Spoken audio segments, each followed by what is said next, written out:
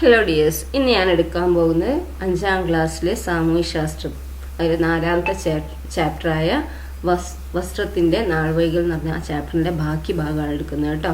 അപ്പോൾ വസ്ത്രങ്ങളിലെ വൈവിധ്യമാണ് എടുക്കുന്നത് കേട്ടോ. വ്യത്യസ്ത കാലാവസ്ഥയിൽ അതിനനുയോജ്യമായ വസ്ത്രങ്ങളല്ലേ നമ്മൾ ധരിക്കുന്നത്? കാലാവസ്ഥയുടെ മാറ്റത്തിനനുസരിച്ച് മാത്രമാണ് വസ്ത്രധാരണത്തിൽ വ്യത്യാസമുണ്ടാകുന്നത് ആണോ?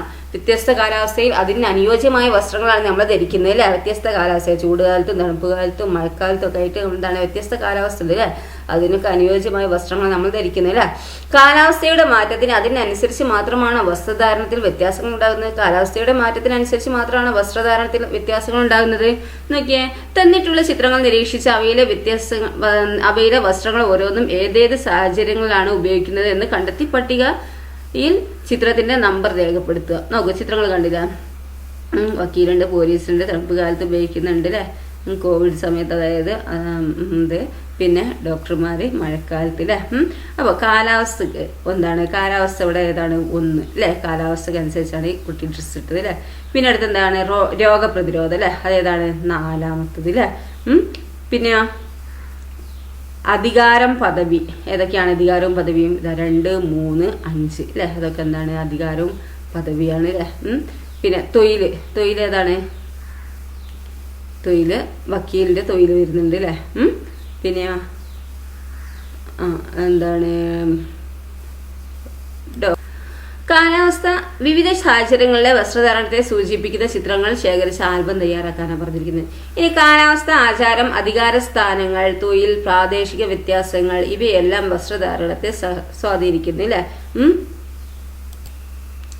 എന്താണ് ഇവിടെ പറയുന്നത്? കാലാവസ്ഥ, ആചാരം, അധികാര സ്ഥാനങ്ങൾ, തൊഴിൽ, പ്രാദേശിക വ്യത്യാസങ്ങൾ ഇവയെല്ലാം വസ്ത്രധാരണത്തെ സ്വാധീനിക്കുന്നുണ്ട്. വസ്ത്രം മാത്രമല്ല, വസ്ത്രത്തോടൊപ്പം എന്താ ധരിക്കുന്ന ആഭരണങ്ങൾ, തൊപ്പികൾ, പാദരക്ഷകൾ എന്നിവയിലെല്ലാം എന്താണ് ഈ വൈവിധ്യം കാണാൻ കഴിയും. ഇന്ന് വസ്ത്രത്തിനും വസ്ത്രധാരണ രീതിയിൽ എന്താണ് വളരെയേറെ വൈവിധ്യങ്ങളും സമാനതകളും നമുക്ക് കാണാം. കാലാവസ്ഥ, യാത്ര ചെയ്യുന്നതിനുള്ള സൗകര്യം എന്നിവ പരിഗണിച്ച് അനുയോജ്യമായ വസ്ത്രം തിരഞ്ഞെടുക്കുന്നവരാണ് നമ്മളിൽ അധികവും അല്ലെ? എന്താണ് ഇവിടെ പറയുന്നത് നോക്കിയേ? നമ്മളെ കാലാവസ്ഥ, ആചാരവും അധികാര സ്ഥാനങ്ങളും, തൊഴിലും, പ്രാദേശിക വ്യത്യാസങ്ങൾ ഇവയെല്ലാം വസ്ത്രധാരണത്തിനെ സ്വാധീനിക്കുന്നുണ്ട് അല്ലെ? വസ്ത്രം മാത്രമല്ല, വസ്ത്രത്തോടൊപ്പം ധരിക്കുന്ന ആഭരണങ്ങളും, തൊപ്പി, പാദരക്ഷകൾ അല്ലെ, എന്നിവയിലെല്ലാം ഷൂ അല്ലെ, ഇവയിൽ എന്താണ് ഈ വൈവിധ്യം കാണാൻ കഴിയും അല്ലെ? ഇന്ന് വസ്ത്രത്തിലും വസ്ത്രധാരണ രീതിയിലും വളരെയേറെ വൈവിധ്യങ്ങളും സമാനതകളും നമുക്ക് കാണാം അല്ലെ? കാലാവസ്ഥ, യാത്ര ചെയ്യുന്നതിനുള്ള സൗകര്യം എന്നിവ പരിഗണിച്ച് എന്താണ് അനുയോജ്യമായ വസ്ത്രം തിരഞ്ഞെടുക്കുന്നതാണ് നമ്മളിൽ അധികവും അല്ലെ? വസ്ത്രവൈവിധ്യം പ്രകടമായി കാണാൻ കഴിയുന്ന മറ്റൊരു മേഖല കലാരംഗമാണ് അല്ലെ? എന്താണ്? വസ്ത്രവൈവിധ്യം പ്രകടമായി കാണാൻ കഴിയുന്ന മറ്റൊരു മേഖല എന്താണ്? കലാരംഗമാണ് അല്ലെ? വർണ്ണവൈവിധ്യമുള്ള വസ്ത്രങ്ങൾ ഉൾക്കൊള്ളുന്ന കലാരൂപങ്ങൾ കാണാൻ നമുക്ക് ഏറെ ഇഷ്ടമല്ലേ അല്ലെ? നമുക്ക് കഥകളി, പിന്നെ എന്താണ് ഇവിടെ മോഹിനിയാട്ടം, പിന്നെ ഒപ്പന അല്ലെ, നാടകം അല്ലെ, വ്യത്യസ്ത കലാരൂപങ്ങളാണ് ഇതൊക്കെ കാണുന്നത് അല്ലെ? തന്നിരിക്കുന്ന ചിത്രങ്ങളിലെ വസ്ത്രാലങ്കാരം നിരീക്ഷിച്ച് അവ ഏതേത് കലാരൂപങ്ങളുടെ നിന്ന് കണ്ടെത്തി ഇത് പട്ടിക പൂർത്തിയാക്കുക. വിവിധ കലാരൂപങ്ങളിലെ വസ്ത്രവൈവിധ്യത്തെക്കുറിച്ച് നമ്മൾ ചർച്ച ചെയ്യാനാണ് പറഞ്ഞിരിക്കുന്നത്. ഇനി വസ്ത്രധാരണത്തിലെ വിവേചനങ്ങളുണ്ട്. ഇതെന്താണെന്ന് നോക്കിയാൽ, ശ്രീ ഉത്രം തിരുനാൾ മഹാരാജാവ് തിരുമനസ് കൊണ്ട് അല്ലെ എന്നാ എഴുതിയിരിക്കുന്നത് നോക്കിയാൽ AD 1859 അല്ലെ? നമ്പർ 17 അല്ലെ? 170. ശ്രീ ഇതെന്താണ്? ഒരു ശ്രീ ഉത്രം തിരുനാൾ മഹാരാജാവിന്റെ ഒരു വിളംബരാണ് അല്ലെ? അപ്പൊ എന്താണ് അതിൽ പറയുന്നത്? നിങ്ങൾ വായിക്കുക കേട്ടോ. തെക്കൻ കേരളത്തിലെ താഴ്ന്ന ജാതിക്കാർ, അതിലുള്ള ഉള്ളടക്കാണ് പറയുന്നത്. തെക്കൻ കേരളത്തിലെ താഴ്ന്ന ജാതിക്കാർ എന്ന് പറയപ്പെട്ടിരുന്ന വിഭാഗങ്ങളിലെ സ്ത്രീകൾക്ക് എന്താണ് മേൽവസ്ത്രം ധരിക്കുന്നതിനുള്ള അവകാശം അനുവദിച്ചുകൊണ്ട് 1859 അന്നത്തെ തിരുവിതാംകൂർ രാജാവായ ഉത്രം തിരുനാൾ മാർത്താണ്ഡവർമ്മ പുറപ്പെടുവിച്ച വിളംബരമാണിത് അല്ലെ? ഈ വിളംബരത്തിൽ നിന്ന് എന്താണ് നിങ്ങൾക്ക് മനസ്സിലാകുന്നത്? അന്ന് നിലനിന്നിരുന്ന ജാതി വ്യവസ്ഥ ചില വിഭാഗം ജനങ്ങളെ ഇഷ്ടപ്പെട്ട വസ്ത്രങ്ങൾ ധരിക്കുന്നതിൽ നിന്ന് തടഞ്ഞിരുന്നു എന്നാണ് ഈ വിളംബരം നമ്മോട് പറയുന്നത് അല്ലെ? ഇഷ്ടപ്പെട്ട ഡ്രസ്സ് ധരിക്കാൻ പാടില്ലായിരുന്നു അന്നത്തെ കാലത്ത് അല്ലെ? അപ്പൊ അന്ന് എന്താണ് വസ്ത്രം ധരിക്കുന്നതിന് നിങ്ങൾക്ക് കുഴപ്പമില്ല എന്ന് പറഞ്ഞിട്ടുള്ളൊരു 1859 അന്നത്തെ രാജാവായ ഉത്തരം തിരുനാൾ മാർത്താണ്ഡവർമ്മ എന്താണ് പുറപ്പെടുവിച്ച ഒരു വിളംബരാണ് ഇത്. തിരുവിതാംകൂർ, തെക്കൻ കേരളത്തിലെ ഭൂരിഭാഗം പ്രദേശങ്ങളും മധ്യ കേരളത്തിലെ ചെറിയൊരു ഭാഗവും ഇന്ന് തമിഴ്നാടിന്റെ ഭാഗമായ കന്യാകുമാരി ജില്ലയും ഉൾപ്പെട്ട നാട്ടുരാജ്യമായിരുന്നു തിരുവിതാംകൂർ. അപ്പൊ തിരുവിതാംകൂർ ഏതൊക്കെയാണ്?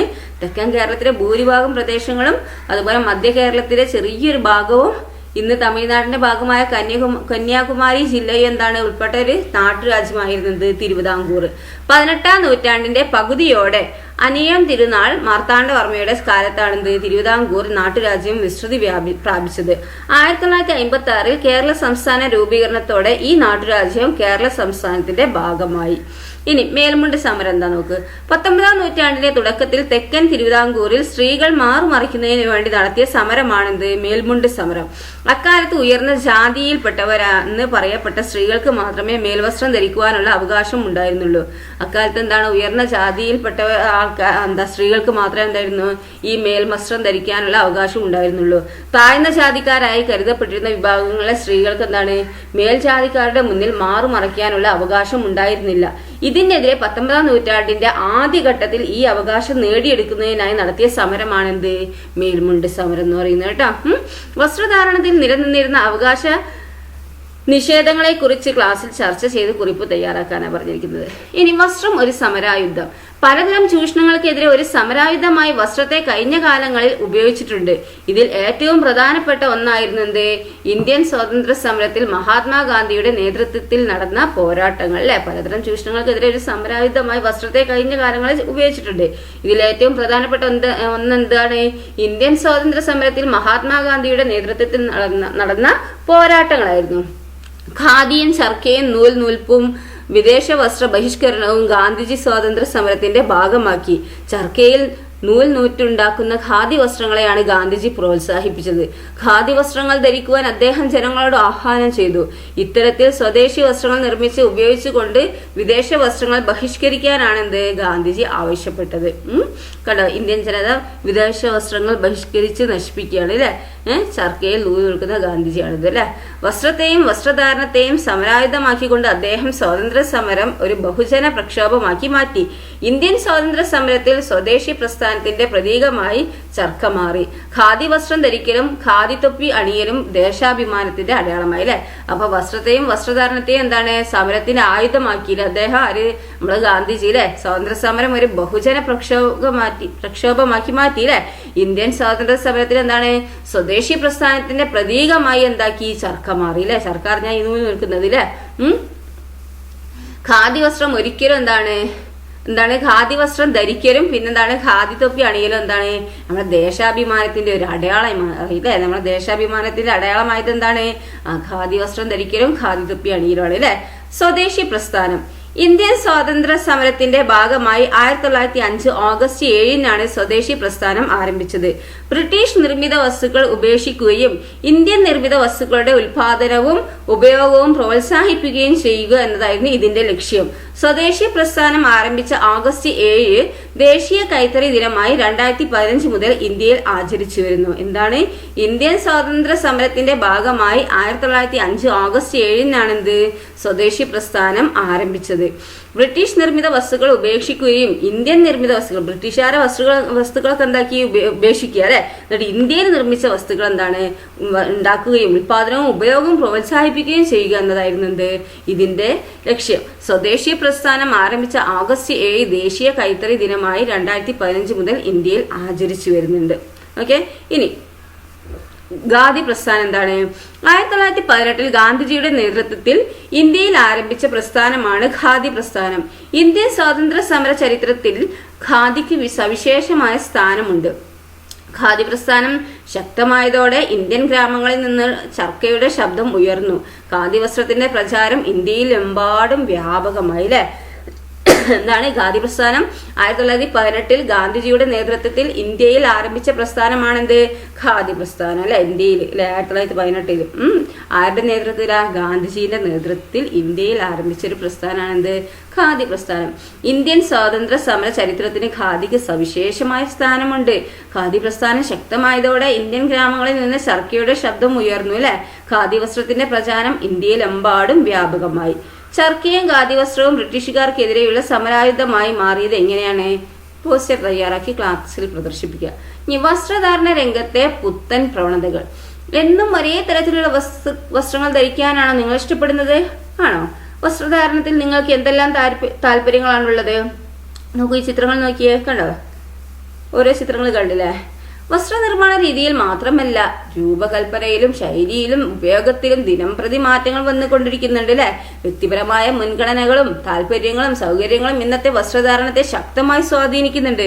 സൗന്ദര്യ സങ്കല്പത്തിലെ മാറ്റത്തിനനുസരിച്ച് പുത്തൻ വേഷവിധാനത്തിലും കൗതുകകരമായ വളർച്ചയുണ്ടായി. പരസ്യങ്ങൾ, സിനിമകൾ, സാമൂഹ്യ മാധ്യമങ്ങൾ തുടങ്ങിയ വസ്തുക്കളുടെ തിരഞ്ഞെടുപ്പിനെ കാര്യമായി സ്വാധീനിക്കുന്നുണ്ട് അല്ലെ. സൗന്ദര്യ സങ്കല്പത്തിലെ മാറ്റത്തിനനുസരിച്ച് എന്താ പുത്തൻ വേഷവിധാനത്തിലും കൗതുകകരമായ വളർച്ചയുണ്ടായി അല്ലെ. പരസ്യങ്ങൾ, സിനിമകൾ, സാമൂഹ്യ മാധ്യമങ്ങൾ തുടങ്ങിയ വസ്ത്രങ്ങളുടെ തിരഞ്ഞെടുപ്പിനെ കാര്യമായി സ്വാധീനിക്കുന്നുണ്ട്. ഇനി എന്താണ് പരസ്യങ്ങൾ, സിനിമകൾ, സാമൂഹ്യ മാധ്യമങ്ങൾ തുടങ്ങിയ വസ്ത്രങ്ങളുടെ തിരഞ്ഞെടുപ്പിനെ സ്വാധീനിക്കുന്നത് എങ്ങനെയെല്ലാം എന്ന് ചർച്ച സംഘടിപ്പിക്കാനാണ് പറഞ്ഞിരിക്കുന്നത്. നോക്കൂ, ഇന്ന് ഫാഷൻ ഡിസൈനിങ്, എംബ്രോയിഡറി തുടങ്ങിയ മേഖലകൾ ധാരാളം തൊഴിലവസരങ്ങൾ തുറന്നിടുന്നുണ്ട് അല്ലെ. ഫാഷൻ ഡിസൈനിങ് ഇന്ന് വലിയ തൊഴിൽ സാധ്യതയുള്ള ഒരു പഠന മേഖലയായി വളർന്നിരിക്കുന്നു അല്ലെ. ഫാഷൻ ഡിസൈനിങ്, എംബ്രോയിഡറി ഒക്കെ എന്താണ് ഇങ്ങനെ തുടങ്ങിയ മേഖലകൾ ധാരാളം എന്താണ് തൊഴിലവസരങ്ങൾ തുറന്നിടുന്നുണ്ട് അല്ലെ. ഫാഷൻ ഡിസൈനിങ് ഇന്ന് വലിയ തൊഴിൽ സാധ്യതയുള്ളൊരു പഠന മേഖലയായി വളർന്നിരിക്കുന്നു. കണ്ടോ, ഫാഷൻ ഡിസൈനിങ്, എംബ്രോയിഡറി ചെയ്ത വസ്ത്രമാണ് ഇതിലെ ഫാഷൻ ഡിസൈനിങ് ആണ് ഇതിലെ.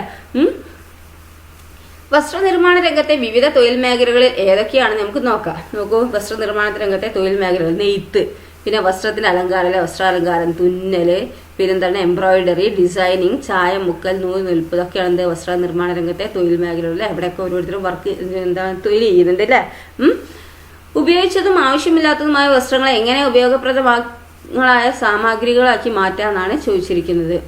പായ് വസ്ത്രങ്ങൾ കൊണ്ട് പരവതാനിയുമായി പ്രവൃത്തി പരിചയ മേളയിലെ പ്രതിഭകൾ. പഴയ വസ്ത്രങ്ങൾ കൊണ്ട് കരകൗശല ഉൽപ്പന്നങ്ങൾ നിർമ്മിക്കുന്ന പദ്ധതിയുമായി മലപ്പുറം ജില്ലാ പഞ്ചായത്ത്. സാരി തരൂ സഞ്ചി തരാം പദ്ധതിയുമായി വടകര നഗരസഭ. ദുരിതാശ്വാസ ക്യാമ്പുകളിലേക്ക് വസ്ത്ര സമാഹരണ യജ്ഞവുമായി സന്നദ്ധ സംഘടനകൾ അല്ലെ. തന്നിട്ടുള്ള തലക്കെട്ടുകൾ നിരീക്ഷിക്കൂ. വാങ്ങുന്ന എല്ലാ വസ്ത്രങ്ങളും നിങ്ങൾ ഉപയോഗിക്കാറുണ്ടോ? ഉപയോഗിച്ചു കഴിഞ്ഞ വസ്ത്രങ്ങൾ കൊണ്ട് കരകൗശല ഉൽപ്പന്നങ്ങൾ നിർമ്മിക്കാൻ നിങ്ങൾ ശ്രമിച്ചിട്ടുണ്ടോ? ഉപയോഗിച്ച് കഴിഞ്ഞ വസ്ത്രങ്ങൾ കൊണ്ട് നിങ്ങൾ എന്താ കരകൗശല ഉൽപ്പന്നങ്ങൾ നിർമ്മിക്കാൻ നിങ്ങൾ ശ്രമിച്ചിട്ടുണ്ടോ? നമ്മളെന്താണ് വാങ്ങുന്ന എല്ലാ വസ്ത്രങ്ങളും നിങ്ങൾ ഉപയോഗിക്കാറുണ്ടോ എന്ന് ചോദിക്കുന്നുണ്ട്. പിന്നെന്താണ് ഉപയോഗിച്ച് കഴിഞ്ഞാൽ ഉണ്ടാവില്ല ഡ്രസ്സ്, അതെന്താണ് നിങ്ങൾ കരകൗശല ഉൽപ്പന്നങ്ങൾ നിർമ്മിക്കാൻ നിങ്ങൾ ശ്രമിച്ചിട്ടുണ്ടോ എന്നാണ് ചോദിച്ചിരിക്കുന്നത്. ലോകത്താകെ ടൺ കണക്കിന് വസ്ത്രങ്ങളാണ് വലിച്ചെറിയപ്പെടുന്നത്. ഇത് പരിസ്ഥിതിയെ പ്രതികൂലമായി ബാധിക്കുന്നു. ഉപയോഗിക്കാത്ത വസ്ത്രങ്ങളും ഉപേക്ഷിക്കുന്ന വസ്ത്രങ്ങളും നമ്മുടെ നാട്ടിൽ വർദ്ധിച്ചു കൊണ്ടിരിക്കുകയാണ് അല്ലേ. ഇത്തരം വസ്ത്രങ്ങൾ എങ്ങനെ വീണ്ടും ഉപയോഗിക്കാം? ചിത്രങ്ങൾ നോക്കൂ, കണ്ടോ, ഇതൊക്കെ നമ്മൾ ഉപയോഗിച്ച് കഴിഞ്ഞ വസ്ത്രങ്ങളാണ് അല്ലേ, പല മോഡലാക്കിയിട്ട്. നമുക്ക് ഇത്തരം കരകൗശല ഉൽപ്പന്നങ്ങൾ നിർമ്മിക്കാൻ കഴിയുമോ? വസ്ത്രധാരണത്തിലെ നാളുവഴികൾ നിരീക്ഷിച്ചാൽ ആദ്യകാലത്ത് ശരീര സംരക്ഷണത്തിനാണ് പ്രാധാന്യം നൽകിയിരിക്കുന്നത് കാണാം അല്ലെ. വസ്ത്രധാരണത്തിലെ നാളുവഴികൾ നിരീക്ഷിച്ചാൽ എന്താണ് ആദ്യകാലത്ത് എന്താണ് ശരീര സംരക്ഷണത്തിനാണ് പ്രാധാന്യം നൽകിയിരിക്കുന്നത് നമുക്ക് കാണാം അല്ലെ, നൽകിയിരുന്നതെന്ന് നമുക്ക് കാണാം. തുടർന്ന് എന്താണ് ഭൂപ്രകൃതിയിലും കാലാവസ്ഥയും വസ്ത്രനിർമ്മാണത്തിലും വസ്ത്രധാരണ രീതിയിലും സ്വാധീനം ചെലുത്തി അല്ലെ. മാറി വരുന്ന സൗന്ദര്യ സങ്കല്പങ്ങളും സാംസ്കാരിക വൈവിധ്യങ്ങളും വർത്തമാന കാലത്തെ വസ്ത്രധാരണ രീതിയെ സ്വാധീനിക്കുന്നുണ്ട് അല്ലെ. ഇഷ്ടവസ്ത്രം ധരിക്കുമ്പോൾ നമുക്ക് അഭിമാനവും ആത്മവിശ്വാസവും വർദ്ധിക്കില്ല. നമ്മൾ ഇഷ്ടമുള്ള ഒരു ഡ്രസ്സ് നമ്മൾ പെട്ടും വിചാരിച്ചോ, അപ്പൊ നിങ്ങൾക്ക് എന്താണ് ഒരു ആത്മവിശ്വാസം ഉണ്ടാവില്ലേ? ഇപ്പൊ നമുക്ക് ഇഷ്ടമില്ലാത്തൊരു ഡ്രസ്സ് ഇടുകയാണെങ്കിൽ നമുക്ക് എന്താണ് നമുക്ക് അന്നത്തെ ദിവസം നല്ലൊരു സുഖം ഉണ്ടാവില്ല അല്ലെ. അപ്പൊ എന്താണ് നമുക്ക് ഇഷ്ടമുള്ള ഡ്രസ്സ് ഇടുമ്പോൾ എന്താണ് നമുക്ക് അഭിമാനവും ആത്മവിശ്വാസവും വർദ്ധിക്കും അല്ലെ. മനുഷ്യന്റെ അടിസ്ഥാന ആവശ്യങ്ങളിൽ ഒന്നായ വസ്ത്രം സമൂഹത്തിലെ എല്ലാ വിഭാഗം ജനങ്ങൾക്കും ലഭ്യമാകണം അല്ലെ. അതിനുള്ള പ്രവർത്തനങ്ങൾ നമുക്കും പങ്കാളികളാകാം. ഓക്കെ, ഇതാണ് നിങ്ങളുടെ ഈ ചാപ്റ്ററിൽ പറയുന്നത് കേട്ടോ. 4ാമത്തെ ചാപ്റ്ററിൽ പറയുന്നത് ഇതാണ്. അപ്പം ഇതുവരെ എടുത്ത ഭാഗങ്ങളൊക്കെ നന്നായി മനസ്സിലാക്കുക കേട്ടോ. Okay, thank you.